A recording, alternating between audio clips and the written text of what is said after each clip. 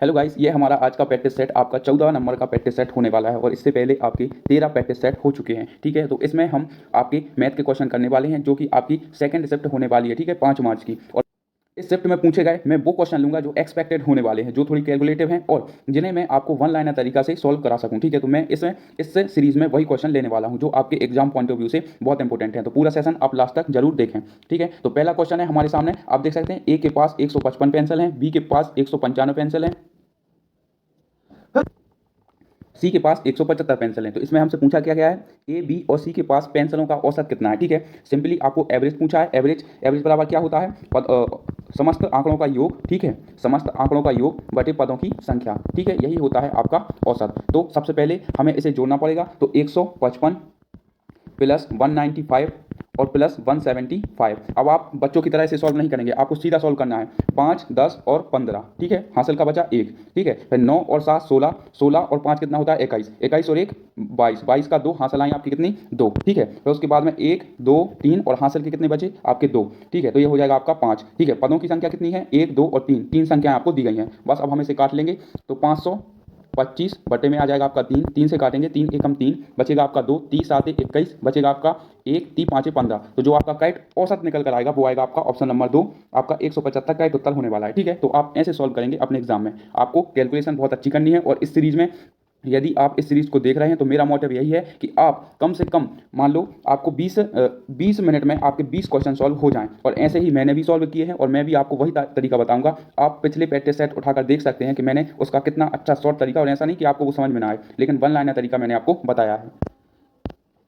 अब जो next question है वो आपका कमी वृद्धि से है। एक संख्या में 18% की कमी की जाती है, परिणाम स्वरूप संख्या में फिर 50% की कमी की जाती है। संख्या में होने वाली कुल कमी या प्रतिशत ज्ञात कीजिए। ठीक है, 18% की फ्रैक्शन क्या होती है, वो होती है आपकी 9/50। यानी पहले कोई संख्या आपकी 50 थी तो वो 9 घटकर कितनी बची, आप बोलेंगे 41। ठीक है, उसके बाद में 50% की कमी की जाती है। ठीक है, फिर 50% का फ्रैक्शन क्या होता है 1/2। यानी पहले संख्या यदि आपकी 2 थी तो अब कितनी बची है, 1 बची है। आपको सिंपली इसका गुणा कर लेना है। 50 दूनी कितना होता है 100 और 41 एकम 41, इनका अंतर कितना है तो आप बोलेंगे 59 है। ठीक है, अब इनका अंतर कुल कमी है। ठीक है, कुल कमी कितनी है 49 की, बटे में आपका 100 और गुणा में आपका 100 आ जाएगा। ठीक है, तो ये आपके 100 से 100 कट जाएंगे तो कुल कमी निकल कर कितनी आ गई, आप बोलेंगे 59। और मैं आपको बता दूं, आपको इतना भी नहीं करना है, 100 में से 100। ठीक है, आपको दिख रहा होगा कि बटे में आपका 100 आएगा और गुणा में आपका 100 आएगा, तो 100 से 100 कट जाएगा, तो डायरेक्ट हम 59 इसका उत्तर निकाल सकते हैं। ठीक है, अब आपने बोला होगा कि 18% को मैंने कैसे लिख दिया 9/41 के रूप में। तो 18 और बटे में आपका 100, ये जाएगा 2 से 9 बार और ये जाएगा 2 से 50 बार। ठीक है, यह जाएगा आपका 2 से 50 बार। अब पहले कोई संख्या 50 थी, उसने क्या बोला है 18% की कमी की जाती है,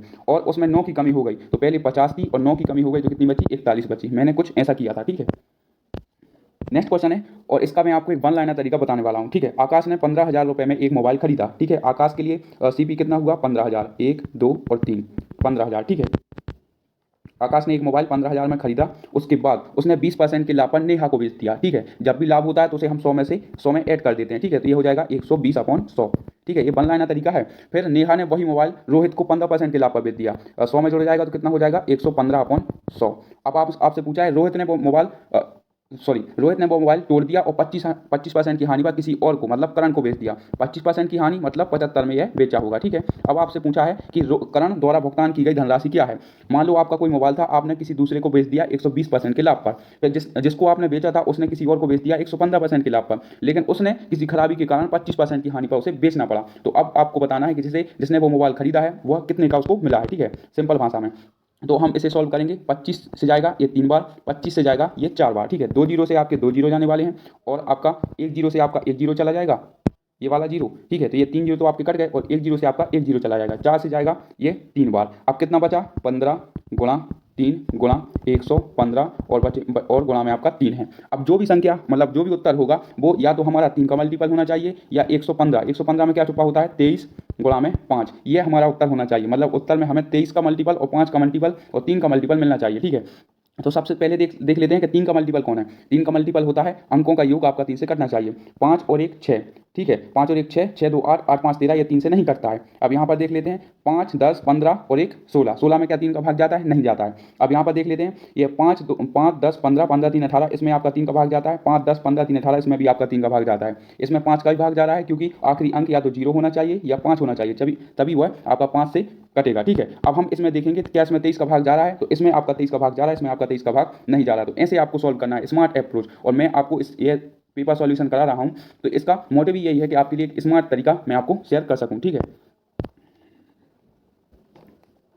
नेक्स्ट क्वेश्चन है, और ये आपका एक टाइम वर्क का क्वेश्चन है। इसमें सबसे पहले क्या होता है, आपको एफिशिएंसी निकालनी पड़ती है, ठीक है। दो लोगों की मिलकर एफिशिएंसी दी गई होगी, आपको एक की निकालनी है, ठीक है। जैसे दीपक अकेले एक काम को 64 दिन में कर रहा है, तो डी फॉर दीपक 64 दिन में कर रहा है, ठीक है। और दीपक और प्लस राहुल मिलकर ये काम 32 दिनों में कर रहे हैं, ठीक है। और जो राहुल और करण है, मतलब राहुल और प्लस आपका करण, ये मिलकर 4 घंटे में पूरे कर रहे हैं। तो उसने पूछा करण अकेले उसी काम को कितने दिनों में पूरा करेंगे। सबसे पहले हम इनका एलसीएम लेंगे, 32 दूनी कितना होता है, या आप बोलेंगे 64 ले लीजिए, ठीक है। 64 से जाएगा ये एक बार, ठीक है। 64 हमने इसका एलसीएम ले लिया, और 32 दूनी 64 होता है, और ये जाएगा आपका 16 बार। अब आप यहाँ पर देख लीजिए उसने आपसे क्या बोला है, किससे काम कराना है, करण से कराना है, ठीक है। अब यहाँ पर आप देख पा रहे होंगे कि दीपक की एफिशिएंसी कितनी दी गई है, 1 दी गई है, ठीक है। दीपक की एफिशिएंसी 1 दी गई है, और जबकि दीपक और प्लस राहुल की एफिशिएंसी कितनी दी गई है, आप बोलेंगे 2 दी गई है। यदि दीपक की एफिशिएंसी 1 होगी तो आपकी राहुल की एफिशिएंसी भी 1 होगी, तभी ये मिलकर 2 होंगे। तो हमारी जो राहुल की एफिशिएंसी है वो कितनी निकल कर आ गई, 1 निकल कर आ गई, ठीक है।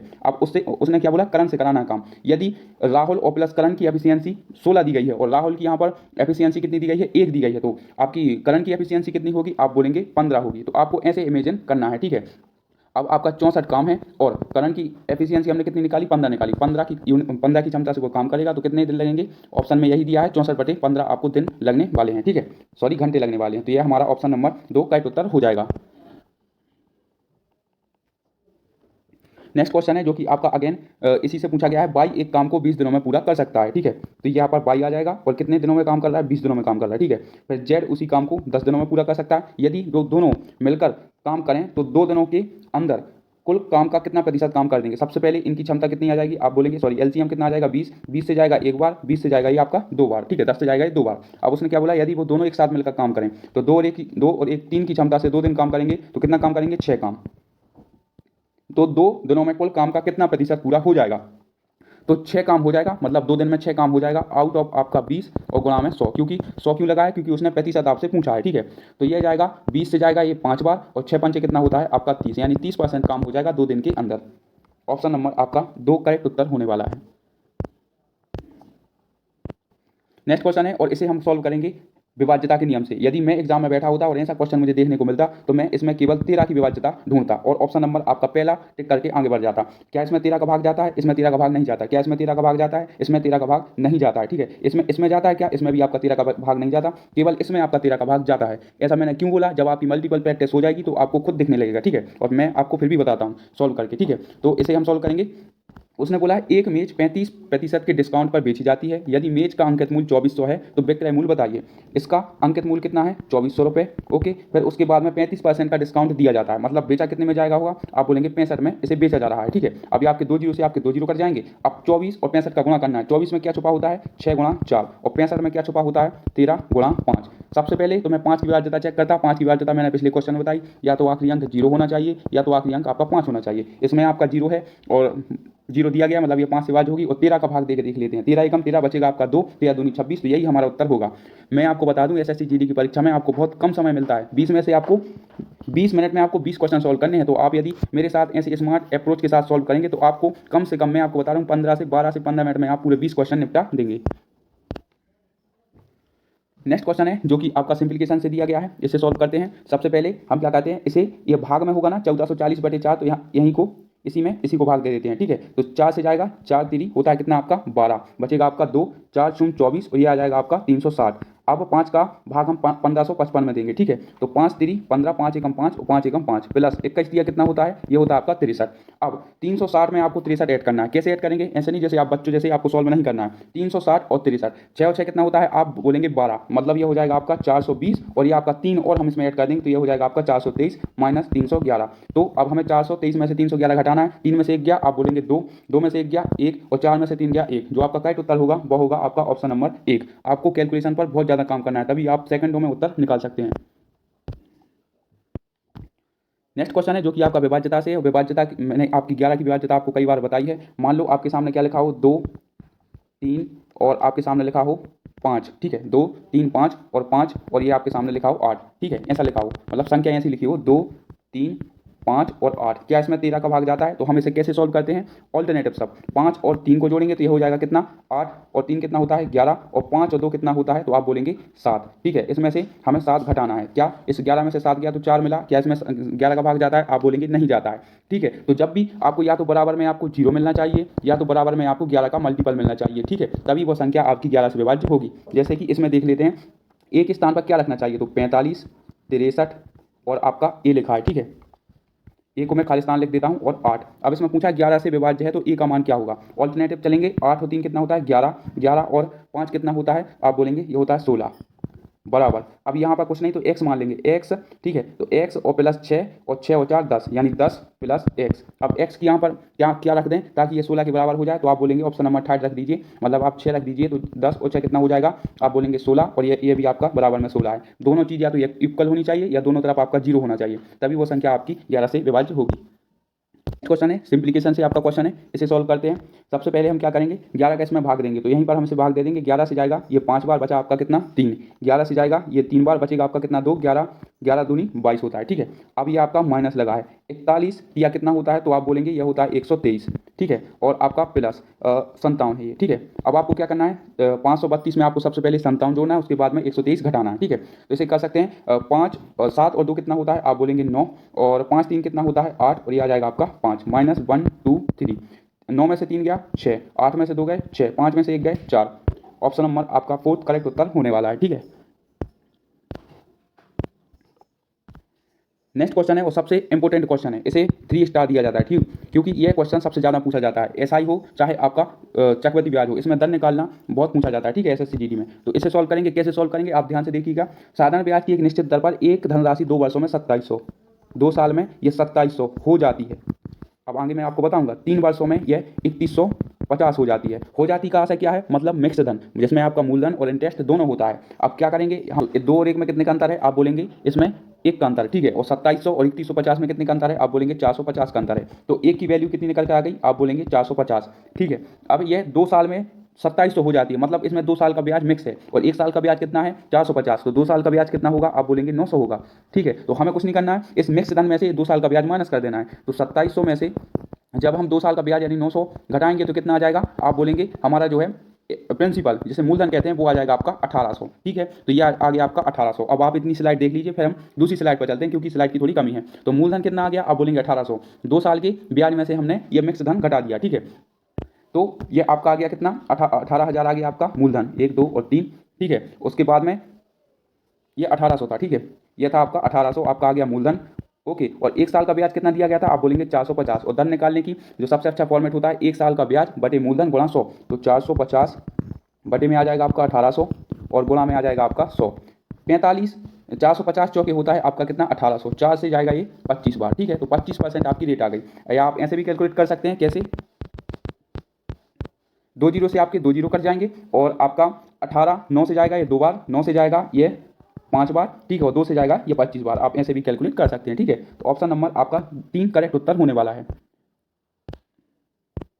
नेक्स्ट क्वेश्चन और सबसे सरल क्वेश्चन होता है, पता है, यदि मैं इसे सॉल्व करने बैठता तो सबसे पहले मैं 19 की विभाज्यता चेक करता। क्यों? क्योंकि उसने पूछा क्या है, मनोज और पारस की आयु का अनुपात 12:7 है, मतलब 12 और अनुपात 7, इसमें मनोज की और पारस की आयु का अनुपात दिया गया है, आय का अनुपात दिया गया है।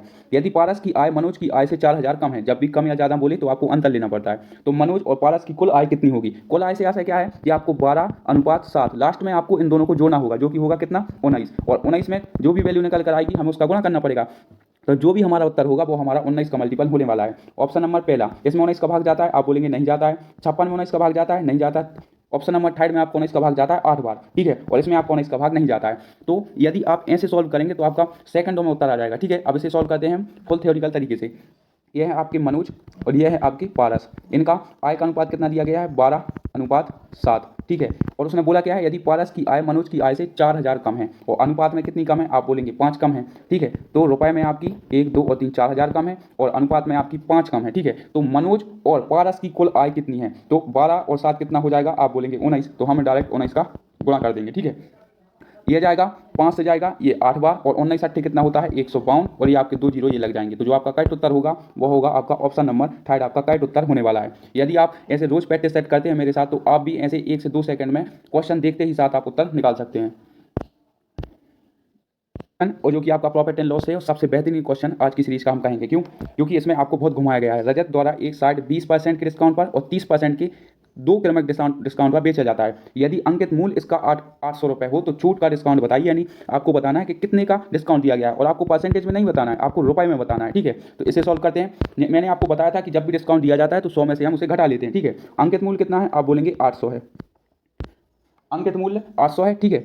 और उस पर 20% का डिस्काउंट दिया जाता है, मतलब कि कितने में बेचा जाता है, आप बोलेंगे 80 में। और उसके बाद में 30% का डिस्काउंट दिया जाता है, बेचा कितने में जाएगा, आप बोलेंगे 70 में, ठीक है। 2 जीरो से आपके 2 जीरो कट जाएंगे, 1 जीरो से आपका 1 जीरो और ये आपके सभी जीरो हमने समाप्त कर दिए। अब 8 का 8 में गुणा करेंगे तो कितना आएगा, आप बोलेंगे 64 और 64 का 7 में गुणा करेंगे तो कितना आएगा, तो ये आएगा आपका 448, ठीक है। 7 चौके 28 बचेगा आपका कितना 2 और 6 7 42 और 4 44 यानी आएगा आपका 448। यह हमने डिस्काउंट दिया है, ठीक है। ये हमने बेचा है, ये हमने बेचा है 448 में 2 डिस्काउंट के बाद। तो अब इसमें आपको बताना क्या है कि आपको डिस्काउंट कितने का दिया गया है, तो 800 की चीज़ थी, ठीक है। उसके बाद में 448 में बेची गई है, तो इसमें डिस्काउंट कितने का दिया गया होगा, आप बोलेंगे 352 का इसमें डिस्काउंट दिया गया है। तो ऑप्शन नंबर आपका थर्ड का एक उत्तर होने वाला है। अब बहुत सारे लोग इसमें क्या करते हैं, पहले उस डायरेक्ट एसपी मतलब निकालने लगते हैं और उत्तर नहीं आता तो इसे छोड़ देते हैं। लेकिन इसमें आपसे एक स्टेप और आपको आगे बढ़ाना था, वो था आपको 800 की चीज़ 448 में बेच दी, यानी डिस्काउंट कितने का दिया गया है, तो आप बोलेंगे 352 का इसमें डिस्काउंट दिया गया है। क्योंकि आपका सिंप्लीकेशन है, इसे हम यहीं पर सॉल्व करेंगे, ठीक है। सबसे पहले ये आपके सामने ए ब्रैकेट है, सबसे पहले हम इसे सॉल्व कर लेते हैं। तो यहीं पर मैं भाग दे देता हूँ, 11 से जाएगा 143 बार, 11 एकम 11, ठीक है। बचेगा आपका कितना 3, 11 3 33, ये आपका एग्जैक्ट 13 बार भाग जा रहा है, ठीक है। प्लस 15 का वर्ग होता है 225, तो इसे हम डायरेक्ट लिख देंगे 15 का स्क्वायर 225 और 13 से जाएगा ये 3 बार, ठीक है। और ये आपका गुणा का निशान लगा है। 56 का 784 में भाग देंगे तो कितना आएगा, आप बोलेंगे 6 चौके 24 14 बार जाएगा, तो ये जाएगा आपका कितना 14 बार, ठीक है। अब ये यहाँ पर कोष्टक लगा है तो यह जाएगा आपका कितना 14 बार, ठीक है। और प्लस 24 चौके कितना होता है, आप बोलेंगे 96 होता है, 24 चौके 96 और माइनस का हो जाएगा 27 दिया कितना होता है 81, ठीक है। अब यहाँ पर क्या कर देंगे 14 और 4 18, 18 में से आपका 3 गया तो कितना बचेगा, आप बोलेंगे केवल 15 बचा यहाँ पर, ठीक है। और गुणा में 13 और 15 मतलब 15 3 18 और 10 28, 28 में से आपका 3 गया कितना बचेगा, आप बोलेंगे 25 बचेगा। अब 25 का गुणा हमें एक मतलब 15 में करना है, तो 25 दाम कितना होता है 250 और 25 पंचे कितना होता है 125, तो यह आ जाएगा कितना आपका 375, ठीक है।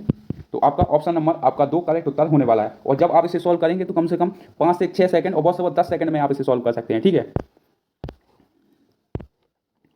नेक्स्ट क्वेश्चन है जो कि आपका अगेन प्रॉफिट एंड लॉस से, उसने जैसा बोला आपको बस वैसे ही करते जाना है। 44 जारों का क्रय मूल्य, ठीक है। तो 44 क्रय मूल्य सीपी बराबर 24 जारों के विक्रय मूल्य के बराबर है। बराबर हमने इसीलिए रखा है, 44 जारों का क्रय मूल्य 24 जारों के विक्रय मूल्य के बराबर है, यानी 24 एसपी के बराबर है, ठीक है। तो सीपी को आप यहीं रहने दो और एसपी को आप यहाँ ले आओ, ठीक है। और आपका 24 को आप यहीं रहने दो और 44 को आप यहाँ पर ले आओ। 4 से जाएगा 6 बार, 4 से जाएगा 11 बार। अब 4 की चीज़ आपने 11 में बेच दी, कितने का प्रॉफिट हुआ, आप बोलेंगे 5 का प्रॉफिट हुआ। प्रॉफिट होता किस पर है, आप बोलेंगे केवल सीपी पर होता है, ठीक है। तो ये आ जाएगा आपका कितना 6 और गुणा में आ जाएगा आपका 100, तो ये हो जाएगा कितना, आप बोलेंगे 500 और बटे में आ जाएगा आपका 6 से जाएगा 6 8 48, बचेगा आपका 2 6 3 18, 83 से स्टार्ट होने वाला केवल हमारा एक ही ऑप्शन है, ऑप्शन नंबर 1। आपको ऐसे सॉल्व करना है, ठीक है। अब मैं आपको बताता हूँ कि यह मैंने कैसे किया। 44, ठीक है, 44 सीपी का मान मैंने 24 एसपी कैसे निकाला, मैंने तो वहाँ से उस तरीके से निकाला। आपको क्या करना है, सीपी के सामने जो वैल्यू लिखी गई है तो सीपी का रेशियो वही हो जाएगा, ठीक है। सीपी और एसपी का जब हम रेशियो निकालेंगे तो सीपी के सामने जो भी वैल्यू लिखी हो आपको वही लिख देना है, यह आ जाएगा 24 और एसपी के सामने की वैल्यू यह आ जाएगी आपकी 44। तो आपको ऐसा करना है आपके एग्जाम में, ठीक है। ये रेशियो की विधि होती है जो कि आपको एक शॉर्ट तरीका है कि आपको सामने वाली वैल्यू लिखनी है, ठीक है। जो उसके साथ लिखी है वो नहीं लिखनी है आपको। ये परसेंटेज का सबसे बेहतरीन क्वेश्चन है और ऐसे क्वेश्चन आपकी परीक्षा में बनते हैं, ठीक है। उमेश ने एक परीक्षा में 15% अंक प्राप्त किए, ठीक है। 15% अंक प्राप्त किए, ये हमने परसेंट लिख दिया और वो 30 अंकों से अनुत्तीर्ण हो गया, और अनुत्तीर्ण मतलब फेल हो गया, फेल को हम माइनस लिखेंगे, ठीक है। और 60% अंक प्राप्त किए, ठीक है, और वह उत्तीर्ण से 15 अधिक प्राप्त करता है, मतलब उसे 15 नंबर अधिक प्राप्त हुए तो हम प्लस में लिखेंगे, ठीक है। और अब हम इसे माइनस करेंगे, तो यहाँ पर जब हम चिन्ह लगाएंगे तो जब आप हमेशा याद रखिएगा, एक तरफ आपकी हानि हो और एक तरफ आपका लाभ हो, या फिर एक तरफ आपकी कमी होती हो एक तरफ आपकी वृद्धि होती हो, तो यह हमेशा ऐड हो जाती है। ठीक है, एक तरफ आपका माइनस हो दूसरी तरफ आपका प्लस हो, तो यह हमेशा ऐड होता है, आपको याद रखना है। ठीक है, तो 60 में से आपका 15 जाएगा, आप बोलेंगे केवल 45% बचेगा। ठीक है, और यहाँ पर माइनस का 30 है और 15 प्लस का है, तो ये जब माइनस करेंगे तो यहाँ पर क्या करेंगे, हम माइनस का चिन्ह लगाएंगे तो माइनस और माइनस आपका प्लस हो जाता है, तो 30 और 15 कितना हो जाएगा, आप बोलेंगे 45 हो जाता है। ठीक है, अब 45 का मान ही आपको 45% दिया गया है, तो गुणा में 100, तो 45 से 45 कट जाएगा, तो हमारा पूर्णांक कितना निकल कर आ गया, आप बोलेंगे 100 निकल कर आ गया। अब हम करते हैं इसे सॉल्व। अब उसने क्या बोला है, किसी एक से कर लीजिए, या तो आप 15% निकाल लीजिए 100 का, और उसमें 30 अंकों से फेल हुआ है तो उसे 30 अंक दे दीजिए, या पर 100 का आप 60% निकालिए, और वो 15 अंक ज़्यादा लेकर आया है तो उसमें से आप 15 घटा लीजिए। ठीक है, तो हम करते हैं पहले वाले से सॉल्व। 100 का 15% कितना होता है, आप बोलेंगे 15 ही होता है। ठीक है, और 30 अंकों से वो फेल हो गया तो उसे हम 30 अंक यदि हम दे देते हैं तो वो हम पास होने वाले अंक बन जाएंगे, क्योंकि उसने पूछा ही है कि परीक्षा में उत्तीर्ण होने के लिए कितने अंक होने चाहिए। तो यदि वो 15% लाता है, 100 का 15% 15 होता है, और 30 अंकों से फेल होता है, तो यदि हम उसे 30 अंक दे देते हैं तो 45 अंक ऐसे होंगे जिसमें प्रत्येक विद्यार्थी पास हो जाएगा। ठीक है, तो आपको ऐसे क्वेश्चन सॉल्व करना है, ऑप्शन नंबर आपका 4 करेक्ट उत्तर हो जाएगा।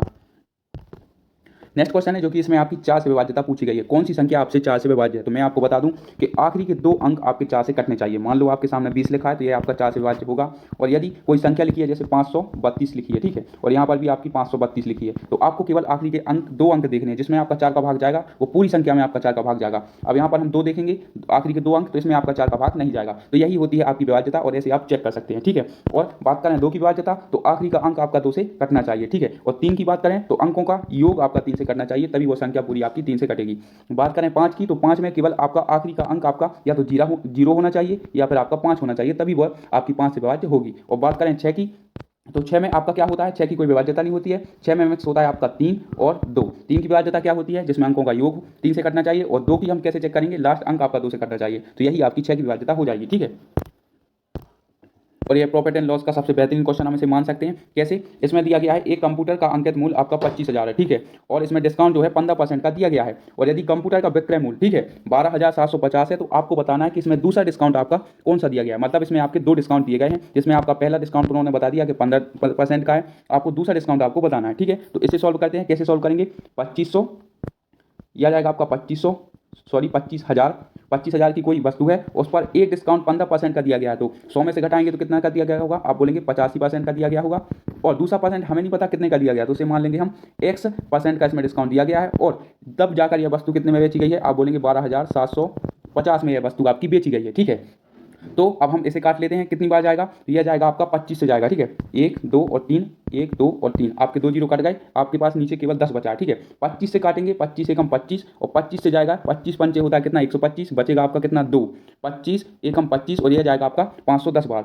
17 से जाएगा, 17 पौने 85, 17 3 51, यह जाएगा आपका केवल 30 बार, और 5 से जाएगा कितनी बार, 6 बार, और यहाँ पर आपका 10 बचा है। ठीक है, तो 6 का गुणा जब 10 में होगा, 6 का गुणा जब आपका 10 में होगा तो कितना होगा, आप बोलेंगे 60, और डिस्काउंट दिया जाता है तो हम 100 में से घटा लेते हैं, तो 100 में से जब हम 60 माइनस करेंगे तो आपका उत्तर कितना आ जाएगा, आप बोलेंगे 40 निकल कर आ जाएगा। और एग्जामिनर फंसाने के लिए आपको ऑप्शन में 60 भी देगा, लेकिन आपको क्या रखना है कि आपको 100 में से घटाना है, क्योंकि हमने यहाँ पर देख सकते हैं आप 50 ही घटाया था, 15% का डिस्काउंट दिया गया तो 100 में से हमने घटाकर लिखा था। ठीक है,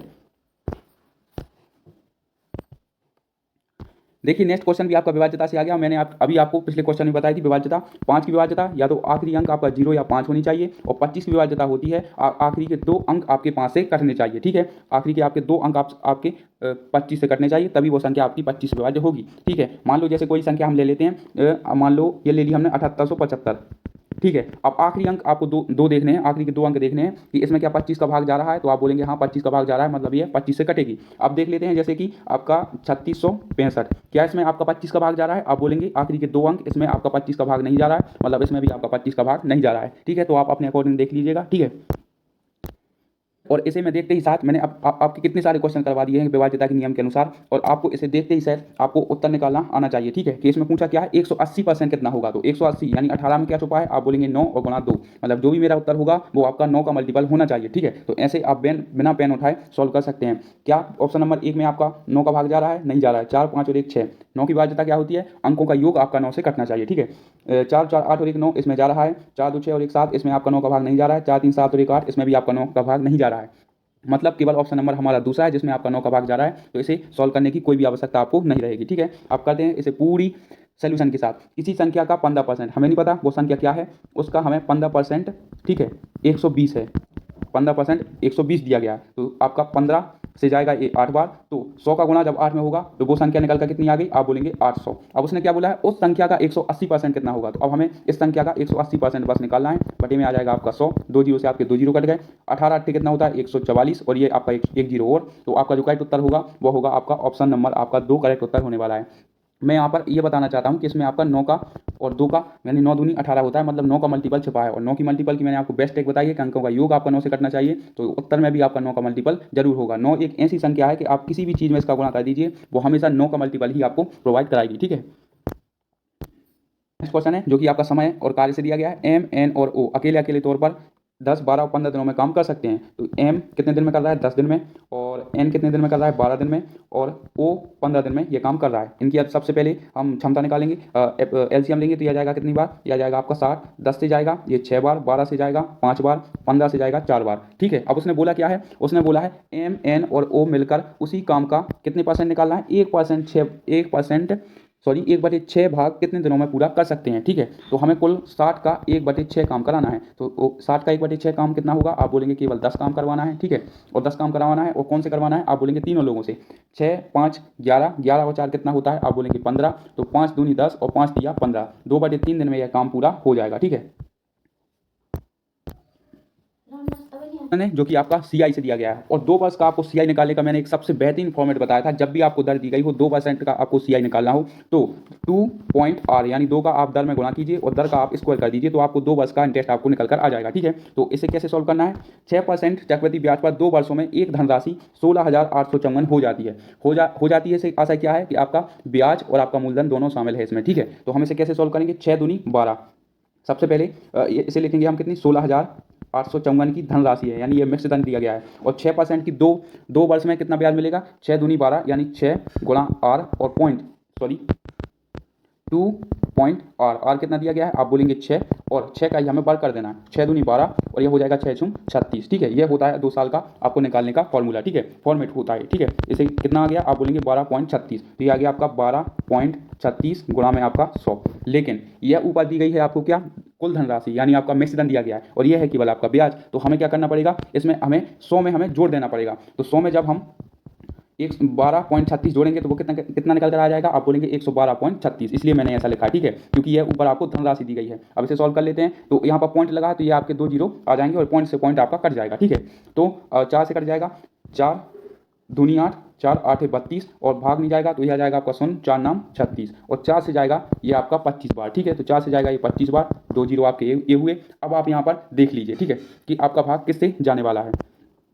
अब आप देख लीजिए 9 का कितने में गुणा करें कि हमें 4 मिल जाए, तो आप गुणा करिए, 9 एकम 9, 9 दूनी 18, 9 तीन 27, 9 चौके 36, 9 छूं 54, मतलब यदि मैं 9 का गुणा 6 बार करता हूं तो हमें इकाई अंक 4 मिलता है। आपको ऐसे स्मार्ट अप्रोच तरीके से सॉल्व करना है, नहीं तो ये क्वेश्चन आप छोड़ कर आएंगे, मुझे पूरा भरोसा है। तो 9 का गुणा 6 में करेंगे तभी आपको इकाई अंक 4 मिलेगा, और यहाँ पर आप ऑप्शन की मदद ले लीजिए, सब चीज़ आपको एग्जैक्ट दी गई है, देख सकते हैं 16,000, 14,000, 11,000, 15,000, मतलब एग्जैक्ट आपका गुणा जाएगा। तो 9 का 6 में गुणा करेंगे तो ये कटेगा कुल आपका 6 बार, और 25 छक्के कितना होता है, तो 25 छक्के होता है आपका 150, और उसके बाद में आपके 2 जीरो ये लग जाएंगे, तो जो आपका करेक्ट उत्तर होगा वो होगा आपका ऑप्शन नंबर 4 आपका करेक्ट उत्तर होने वाला है। ऐसी स्मार्ट अप्रोच आपको पेपर में भी दिखानी है, तभी आपको बहुत ज़्यादा आपको बेनिफिशियल होने वाला है। ठीक है, नेक्स्ट क्वेश्चन है जो कि आपका प्रॉफिट एंड लॉस से दिया गया है, इसे सॉल्व करते हैं। एक मेज 45% के डिस्काउंट पर बेची जाती है, यदि मेज का अंकित मूल्य आपका 8800 है तो उसका हमें विक्रय मूल्य बताना है, क्या होगा। ठीक है, तो इसे सॉल्व करते हैं। मेज का अंकित मूल्य क्या है, आप बोलेंगे 8800 है, जो भी मेरा उत्तर होगा वो आपका किससे कटेगा, आपका 11 से जरूर कटेगा, आप देख लेना, मैं आपको बाद में भी आपको बताऊंगा कैसे, क्योंकि 11 में 88 में आपका 11 और गुणा 8 छुपा है, तो 8 की क्या होती है आपकी विभाज्यता का नियम, आखिरी के 3 अंक आपसे 8 से कटने चाहिए, तभी वो संख्या आपकी 8 से कटेगी, और उसके बाद में आपका 11 का भी उसमें मल्टीपल होना चाहिए आपके उत्तर में। ठीक है, तो इसे पूरा सॉल्व करते हैं। तो इसमें 45% का डिस्काउंट दिया गया है, तो इसे बेचा कितने में गया होगा, आप बोलेंगे 55 में बेचा गया होगा, बटे में आपका आ जाएगा 100, 2 जीरो से आपके 2 जीरो कट जाएंगे। अब 88 का आप 55 में गुणा कर लीजिए तो आपको क्या मिल जाएगा, आपको मिल जाएगा एसपी। ठीक है, तो यह आप देख सकते हैं, इसमें हम विभाज्यता का नियम अपनाएंगे, 11 8 होता है 88, जिसमें हमारा 11 का भाग जाएगा, तो यह देख लीजिए 8 जीरो और 8 होता है 8। ठीक है, और 6 4 10, यानी इसमें 11 का भाग नहीं जा रहा, इसमें आपका 11 का भाग जा रहा है। और ये आ जाएगा आपका 0 और 5 और 4 9, इसमें आपका 8 का भाग नहीं जा रहा। और ये आ जाएगा आपका 0 और 6 5 11, इसमें आपका 8 का भाग जा रहा है। लेकिन उसके बाद में 11 का भाग तो जा रहा है, लेकिन इसमें 8 का भाग नहीं जा रहा है, क्योंकि 8 के लिए क्या होती है, आखिरी के 3 अंक आपके 8 से विभाज्य होने चाहिए, तभी आपकी 8 की विभाज्यता फॉलो करेगी। लेकिन इसमें आपकी 8 का भाग नहीं जा रहा है और इसमें आपका 11 और 8 दोनों का भाग जा रहा है। तो आपको ऐसे सॉल्व करना है, ठीक है। और यह क्वेश्चन आप बिना पेन उठाए भी सॉल्व कर सकते थे। तो गाइस ये थे हमारे आज के मोस्ट एक्सपेक्टेड क्वेश्चन, और मैं आपको एक शानदार अप्रोच बताता हूं आपके इस सीरीज में, मतलब पेपर सॉल्यूशन में, जो आपको 20 मिनट में आपके 20 क्वेश्चन सॉल्व करने में आपकी मदद करेंगे, ठीक है। तो कैसा सेशन आपको कैसा लगा आप कमेंट में जरूर बताएं, ठीक है। मिलते हैं अगले सेशन में, और जो अगला सेशन होगा वो आपका बहुत अच्छा होने वाला है, क्योंकि मैं उसमें सभी एक्सपेक्टेड क्वेश्चन छांट कर लेकर आऊँगा जो हर वर्ष पूछे जाते हैं, जो जिसके बनने की संभावना प्रबल है, वही क्वेश्चन मैं अगली सेट में आपको लेकर आऊँगा, ठीक है। तो मिलते हैं अगले सेशन में।